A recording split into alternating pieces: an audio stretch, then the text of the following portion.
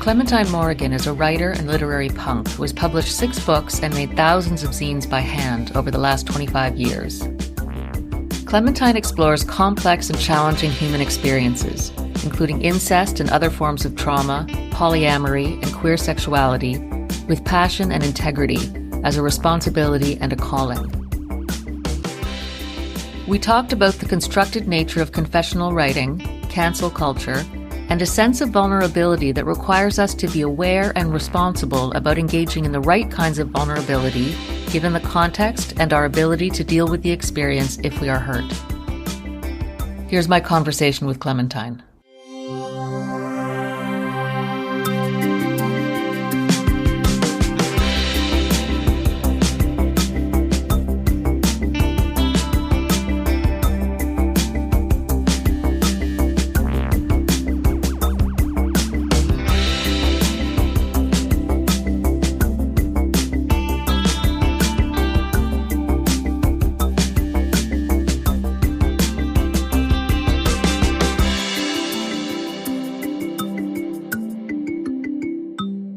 Clementine, it's so cool that you said yes to speak with me. I was really quite thrilled about that. Well, I'm happy to do it. Yeah. Thank you. So could we start just by having you talk a bit about the work that you do? Sure. So I primarily think of myself as a writer. I have been writing and self-publishing for 25 years. I'm a zine maker in the year 2025. And I make thousands and thousands of zines. So it's like I do like high production level of zine making, but with a stapler and a paper cutter. I write about a lot of different things, but a lot of my work is about trauma. I have complex developmental trauma. And so a lot of my work has been about the journey of that and like just trying to figure out how to recover from that. I also write about polyamory, relationships, attachment stuff, queer sexuality, as well as my work on my podcast, which is called Fucking Canceled, where I talk about with my co-host, Jay Le Soleil, the dysfunction on the left and cancel culture and how the left has a tendency to eat itself alive and undermine our own efforts and like how to move towards a more functional left. It's connected to my other work because my journey around trauma has led me to a perspective that like in order to deal with abuse, in order to deal with the antisocial and harmful behaviors that people sometimes have, we actually have to take an approach that is compassionate and curious as opposed to simply punitive and exiling. And so that's probably my most controversial work is that. Like, if you look at my body of work as a whole, it's very integrated. Like, you can see how that stance flows out of my other work. I sort of had gathered about as much by looking you up online, and I was kind of amazed by the broad scope of work that you do. But it's interesting for you to talk about the theme or the things that you feel that run through all of those different pieces. Mm-hmm. One of the ways that I try to describe this podcast is talking to artists and other creatives in part about what they reveal about themselves through their work. And when I first looked at you, I thought, well, this is somebody who literally puts herself out there on the page. How did you come to a place where you were able to do that so openly?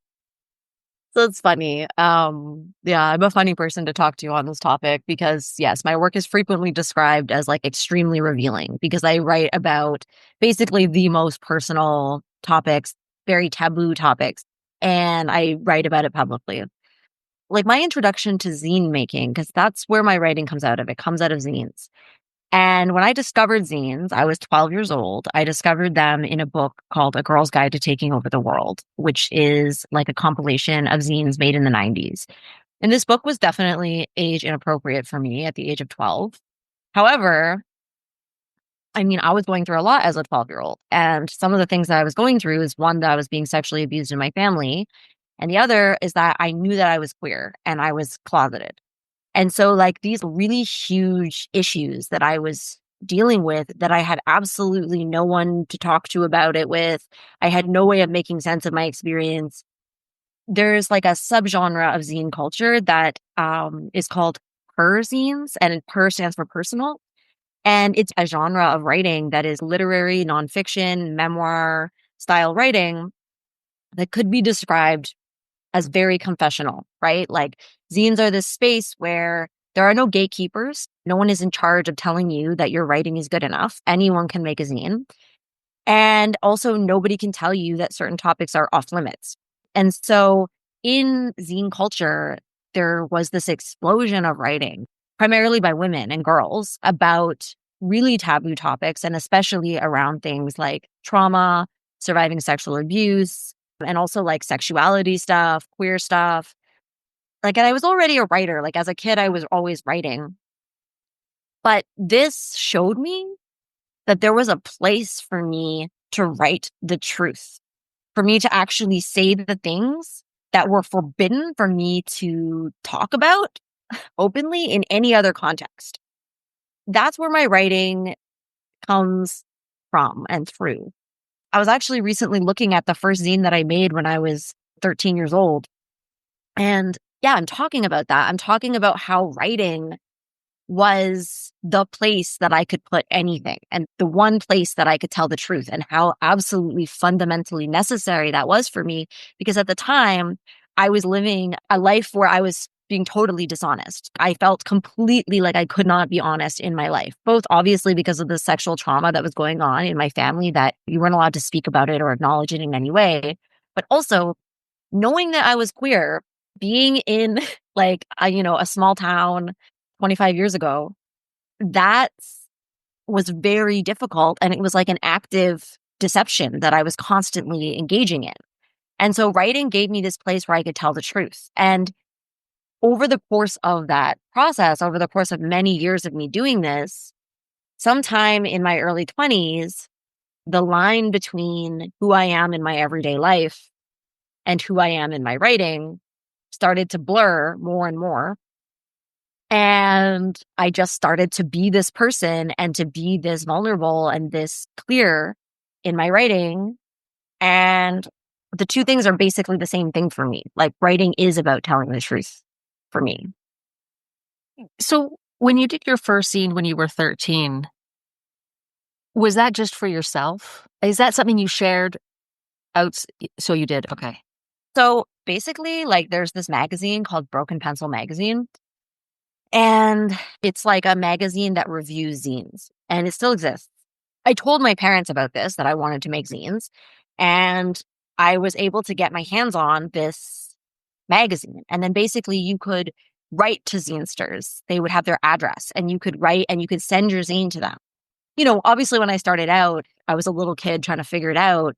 It's really crazy. Like, I got my mom to photocopy it, and she did, but she promised me that she wouldn't read it. It's such a strange thing, because in it, I was talking about the sexual abuse in my family. And I mean, like, the zine was called Glitter Duck. I was like a child. But in it, I'm writing about these like really serious issues about being queer and surviving incest. And it's very weird to me that my mother, who was so committed to the denial in our family, kind of allowed me to do this, and also like didn't look at what it was that I was saying. I don't think she did, because I don't think she would have accepted me doing this if she had known that I was actually writing about that. And then yeah, I would fold it up and put it in an envelope and go put it in the mailbox at the end of my driveway. And so I have been publishing my work since I was 13.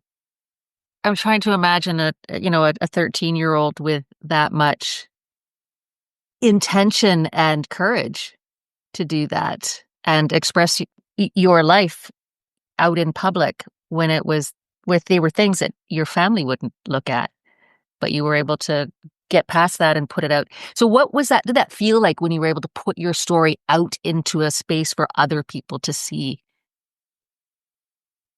I felt like this was my link to the real world.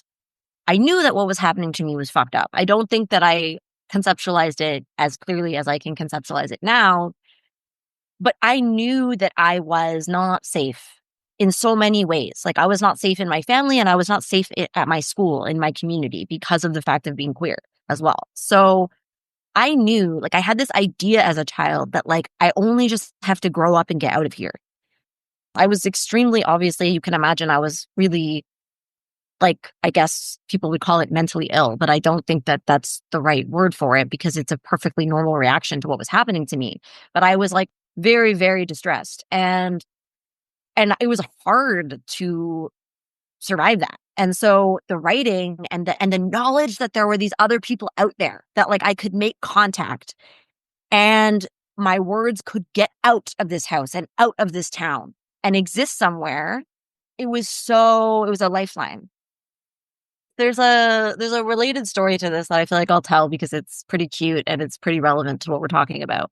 So as well as making zines, the other thing that I did is I had like an online diary, right? And this is like pre-live journal. So this is like this is really, really old, but there used to be these websites in the early internet where you could just like have an online diary. And one was called diaryland.com. And I used to always have an online diary.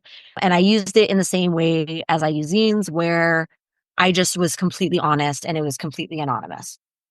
My mother had gotten me a subscription to a magazine called Reluctant Hero, which was a feminist magazine for young girls in Canada.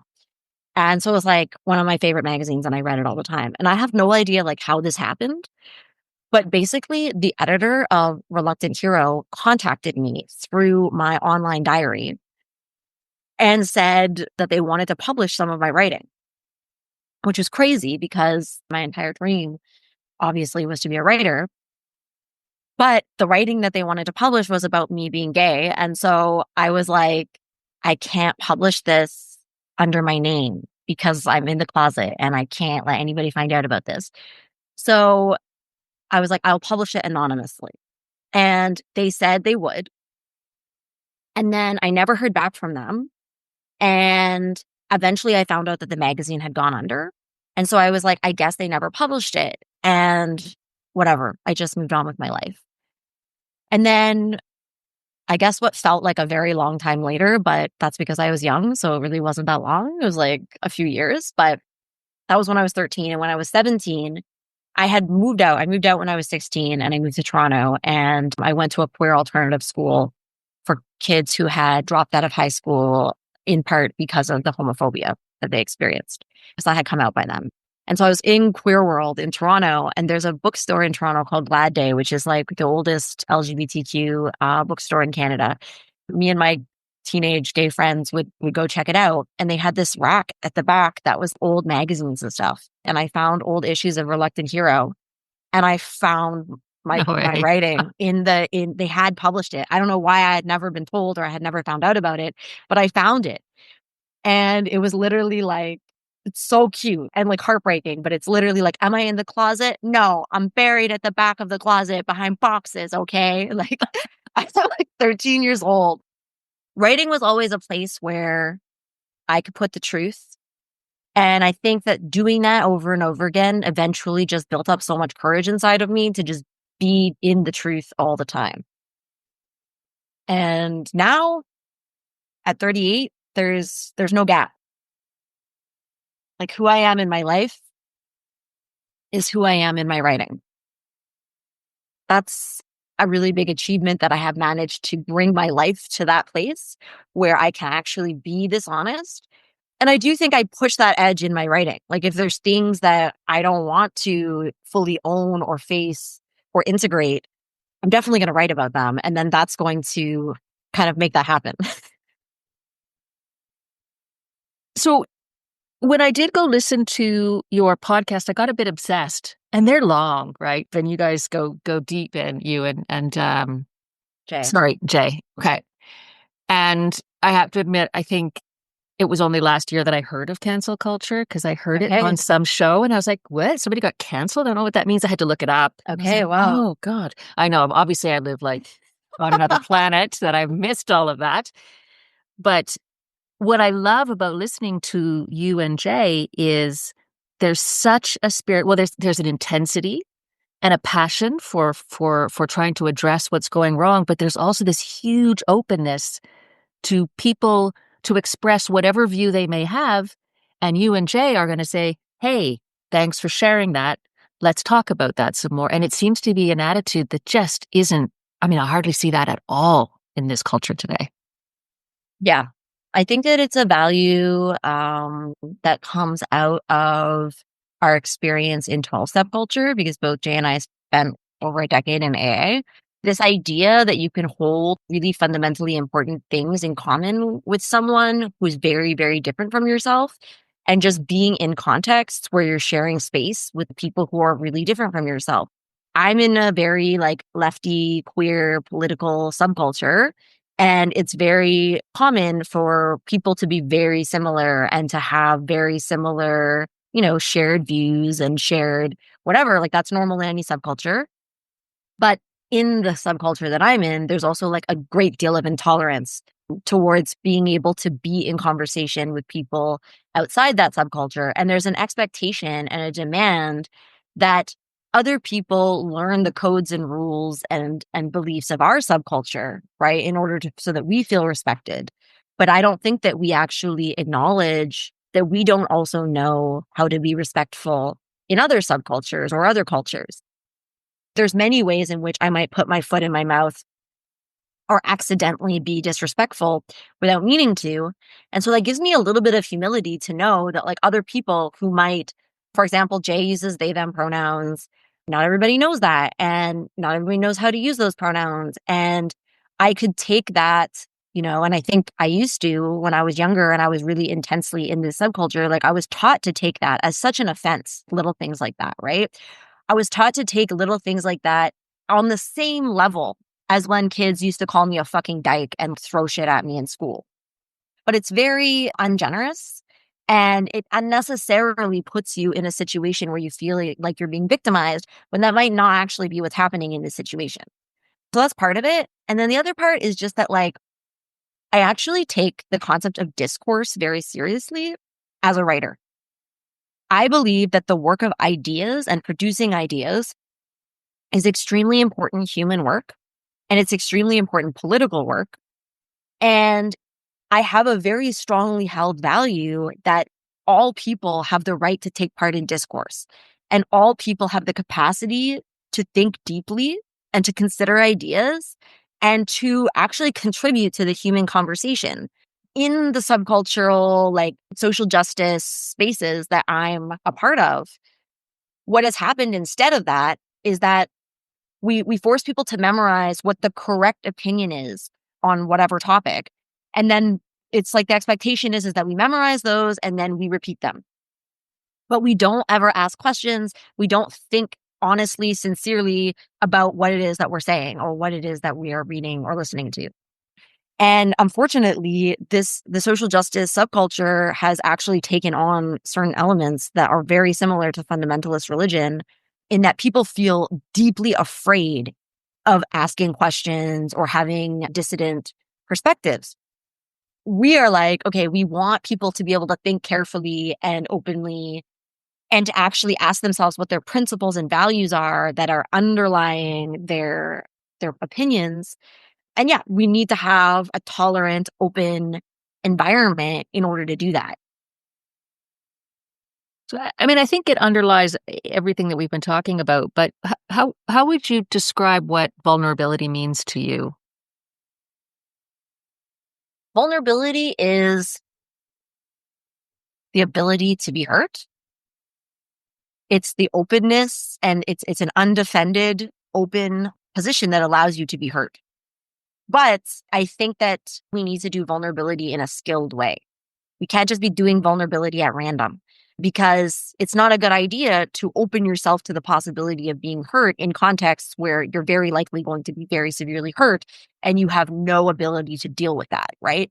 So like the risks of vulnerability and what types of vulnerability and in what contexts need to be carefully thought out. And I think we all need contexts in which we can be vulnerable. And that definitely should be happening in our close, intimate relationships where we feel safe enough and we have a trusted person who can hold our vulnerability.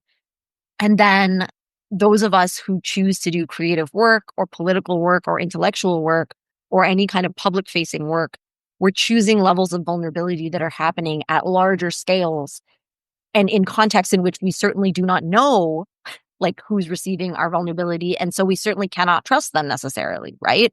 There's risks that are involved in that where you're opening yourself up to a type of vulnerability that you don't have full control over the outcome of. And so in planning to do that and deciding to do that, like there's things that should be considered such as how are you going to deal with it if this does hurt? What are your supports for dealing with that? And this can range on a whole bunch of different levels. Like even just the criticism that is going to come from putting your work out there is going to hurt. And can you handle that? Like, are you secure enough that you can continue to live and do your work even when you're receiving that? It's part of being a writer or an artist of any kind, right? But you might also have other things happen. Like in this day and age with cancel culture, all sorts of stuff could happen. You might have campaigns of harassment. You might have slander. In my case, it's become very severe. I had my tires slashed. And so this is very intense. And for me, like the question, it's a very tricky situation because choosing to do the work that I do, choosing to speak honestly about subjects that are very controversial and in a context in which people feel entitled to intimidate me and frighten me and attack me in order to prevent me from speaking, like the risks are very real. But also, my sense of responsibility towards doing my job, my work, my calling, and contributing what it is that I have to contribute to the world at this moment in time when the world needs it. And I know that. That is so important to me that I choose to take these risks. And so I need to take care of myself and have people around me that are taking care of me as well. And this is something that is an ongoing thing for me about figuring out what I need to be okay doing the work that I do. And it comes and goes in the intensity of what it's like, but sometimes it's very intense and then it can affect me for a long time. Like last May, I tabled at a zine fair, an anarchist zine fair in Montreal. I tabled, so I had like all my zines for sale. And I knew I was probably going to be attacked because the anarchists tend to be the ones that attack me. And when I went, a person like in black bloc, meaning they had their face covered, poured coffee all over my table and destroyed $500 worth of my writing. And then just ran off. And it's like, yeah, that sucks. But what it did to my body and my nervous system as a person who has experienced a lot of violence in my life, it's like really destabilizing to be attacked like that, like really, really scary. And my audience has my back so hard. Like my audience, they actually demanded that I put the coffee stained zines up for sale because people wanted to buy them because they were like, this is a historical object. You know what I mean? That's great. And so like I ended up selling all of them. So like I made all the money back and I shipped the coffee stain zines all over the world. And so like that level of support from my audience is really, really meaningful and it lifts me up. It supports me. But yeah, it's still really hard. And it's something that I constantly have to navigate. And I think the one other thing I'll add to this question of vulnerability that's maybe relevant to this podcast is basically there's this idea, there's this misunderstanding that people who do very personal work, who write very intimate autobiographical memoir style writing, wrapped up in terms like confessional, for example, there's this assumption that it's this unfiltered, unmediated access to the artist's inner world and inner life. And this is not the case at all. It is constructed and you are using the material of your life. But at every stage, you have agency and autonomy in how you shape that narrative, what you choose to put in, what you don't choose to put in. And all of it is constructed. And there's a writer who I really love named Lydia Yuknavitch, and she wrote a memoir, The Chronology of Water. That book is extremely influential to me in my life. It's a very important book in terms of me making the decision to commit myself to writing full time. But she says, I don't know where I read her say this, but it's a quote that I always repeat. She says, what happened to you is true. Everything else is fiction. And so she just talks about how like people assume, because people say the same thing about her memoir, right? They're like, oh God, because she talks about, sex, the death of her daughter, like right after birth. And she talks about trauma, sexuality, addiction, all sorts of really intense themes that I also write about, a lot of them in my writing. And just how people are like scandalized by this and they they then approach it in this way where they're assuming that they have this unmediated access. And so she's like, no, because if you read my diary, it wouldn't be good. My diary is just a bunch of nonsense. It's just a bunch of words. It's just me talking shit. This is my work. And it's something that I really appreciate her articulation of that, because I also encounter that a lot in responses to my work. And it's like, no, it is like you choose the vulnerability. You decide what vulnerability you want to have in this piece. What are you going to talk about? What are you not going to talk about? What are you going to emphasize? All of that is up to you in the creation, you know? And so I think that's important to highlight in talking about this kind of work in particular. I was trying to remember where I knew Lydia Yuknavitch from. It's from a long time ago, but her writing's very, very powerful. But I think that, because I think that is part of, well, you know much better than I do, but what leads into that cancel culture piece a little bit is, I know you, I've read your stuff, I know you're a bad person, or you're this, or you think that, or you've done that, and so I know you, but like, no, you don't. Don't know me at all. You might have read something I wrote, but totally no. It's a parasocial relating, and it's a huge problem, and it's a huge part of cancel culture, absolutely. And it's an assumption of intimacy that is not there, both in the sense of what you're saying, where it's like, no, you don't know me, you know my work and what I chose to write in my work in a very, very specific way, which is not the same way that I talk about my life to my partners. It's not the same way that I talk about my life to my therapist. It is a very specific construction. But also, I don't fucking know you. I don't know you. I have never met you before. And so, like, it's completely one-sided. Like, you might have a lot of information about me because you've read a lot of my work. That does not equal a relationship. But also, this is completely one-sided and I do not know you. And so, yeah, it's a big problem. And I think with the increased alienation and isolation that we are experiencing in society today, and the fact that we're all like on social media and listening to podcasts, that can create this dynamic where people kind of feel like those are their friends. And that's kind of really sad, because like, I believe that writers can be very meaningful. They can play a very meaningful role in your life, you know, and can give you so much through the writing. And the same is true for other types of artists. But it's not the same thing as a human relationship. And there's a distinction there that is really important. You can learn more about Clementine and her work at clementinemorrigan.com. Check out her zines at shop.clementinemorrigan.com/category/zines. And follow her on Instagram at Clementine Morrigan.